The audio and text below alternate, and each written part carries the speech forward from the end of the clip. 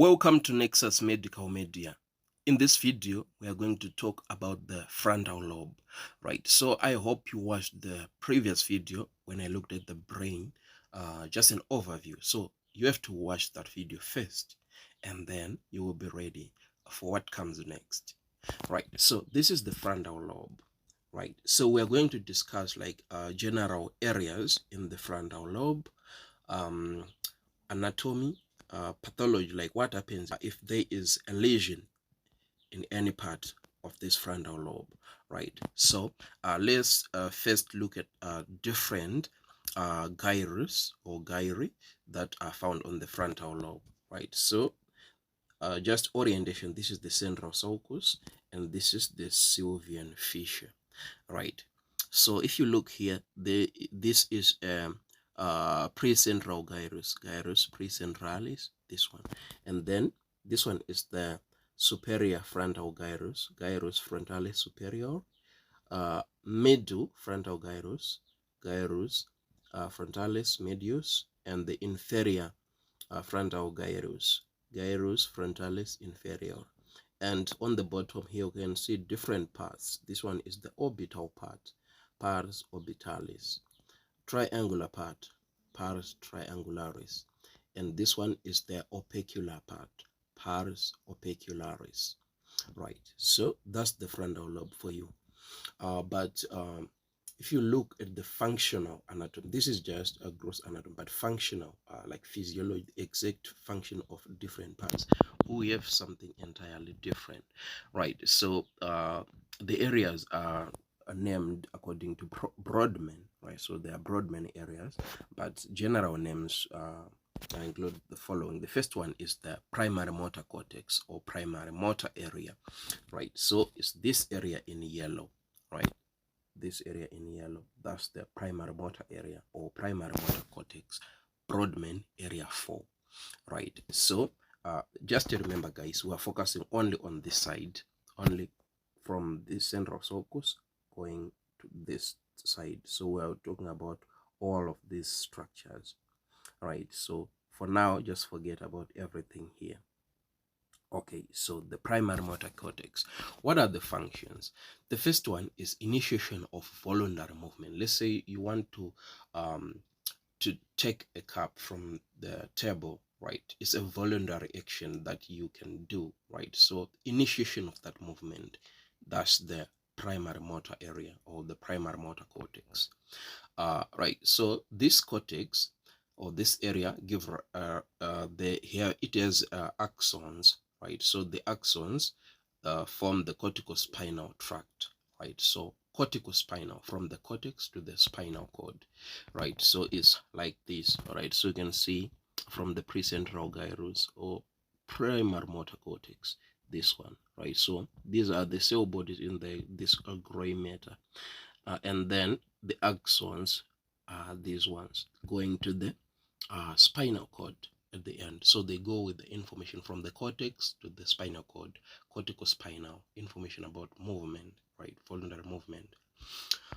Next, the cortical regions responsible for processing the motor functions of the different regions of the body are represented by motor homunculus, right? The motor homunculus is an interesting presentation, right? So again, let's look at the frontal lobe, because there is a motor homunculus and sensory homunculus. We'll talk about the sensory homunculus in the next video on the parietal lobe, but this is the frontal lobe, motor homunculus. So they are presented in such a way that it's more like a homunculus. It's like a human being represented like upside down, right? So you can see these are the toes, the knees, the hip, the trunk, shoulder, arm, elbow, wrist, hand, fingers, thumb, neck, eyebrow, face, lips, jaw, tongue, and swallowing, right? So as you can see here, the face, it is a bigger part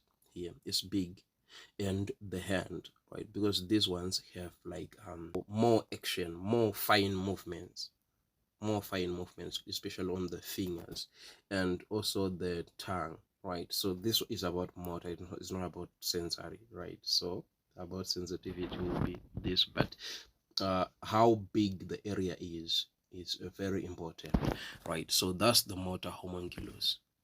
What happens if there is any lesion, right? So there will be contralateral upper motor neuron dysfunction, for example, contralateral movement paralysis.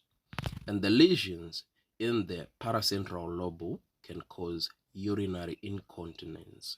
Urinary incontinence. Okay. Next is the premotor cortex. Brodmann area 6 is this area. This area. That's the premotor cortex or premotor area. Right. What are the functions of this area? Right. It contributes to the corticospinal tract, which I mentioned on the primary motor area, involved in control of axial and proximal muscles of the back, muscles of the trunk, axial muscles. It informs the primary motor cortex before execution of movements, right? So there are fibers from this region, from this premotor area, which goes to the primary motor area with instruction. What happens if there is any lesion, right? So the main pathology is called apraxia, right? So what is apraxia? This is difficult in performing targeted voluntary movements despite any intact motor function and the willingness or the intention to perform the movement, right? So in this case, there is no any defect in the motor function and you are actually willing to perform the function, but you can't, right? So it's apraxia, right? So there are different kinds of apraxia. First one is ideomotor apraxia. This is difficult imitating actions. This is a mismatch between intention and the expression. For example, instead of waving, a patient will scratch his ear. Oh my God. The next one is ideational apraxia. Ideational apraxia. This is difficult in planning and completing multi-step actions when interacting with objects.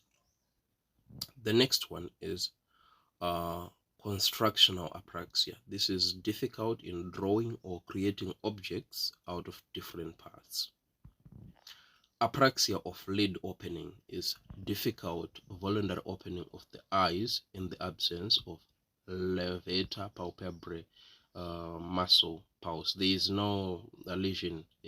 This muscle is acting well, but you can't voluntarily open the eyelid, right? Okay. Next is the frontal eye field or area 8. This one, area 8.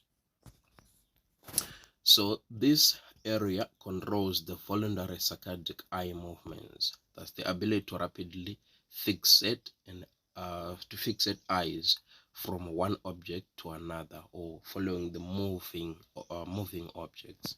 Stimulation of this area causes contralateral conjugate deviation of the eyes.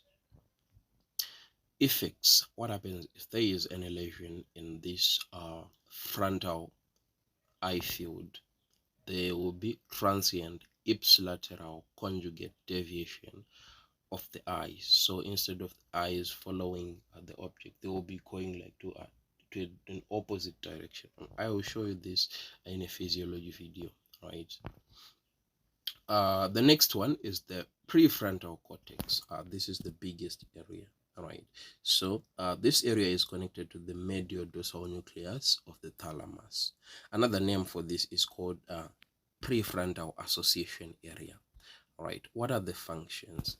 Right, so that's higher cognitive functions, for example, goal setting, decision making, prefrontal cortex, short-term memory, concentration. It contains Brodmann areas 8 to 14, 24, 25, 32, 45, as you can see here. What are the effects of a lesion? The frontal lobe syndrome or frontotemporal dementia, right? And in this case, there will be personality changes, like the person can have aggressive behavior or social and sexual disinhibition. Oh my God. Tremor and dystonia. right? So all these things can happen if there is a lesion in this area. Next is the Broca's area, right? So this is area 44 and 45. You can't forget this. 44 and 45, Broca's area, right? So Broca area is actually the posterior part of the inferior frontal gyrus in the dominant hemisphere. What does this mean? Right, so people who are right-handed, their dominant hemisphere is the left hemisphere. For those who are left-handed, it's the right. So this is the Broca's area. Broca's area. What are the functions of this? This is more about speech, right? Very important. So the area is responsible for processing speech, and it's connected to the Wernicke or Wernicke. Yeah, it should be Wernicke. Wernicke area via arcuate fasciculus, right? So this is the Wernicke area, right? So they are connected via arcuate fasciculus, right? So this one is more like in the sensory part. We'll talk about it later, but this one is the motor, right? So if there is any lesion in the Broca's area, there will be Broca aphasia. This is non-fluent, telegraphic, and grammatically incorrect speech. Non-fluent, telegraphic, and grammatically incorrect speech.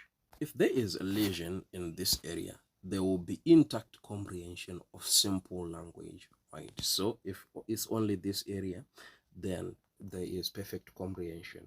This area is for comprehension. If there is a lesion of this one, then it will be compromised. We'll talk about this in the separate video, but for now, just remember Broca's area, Broadman area 44 and 45.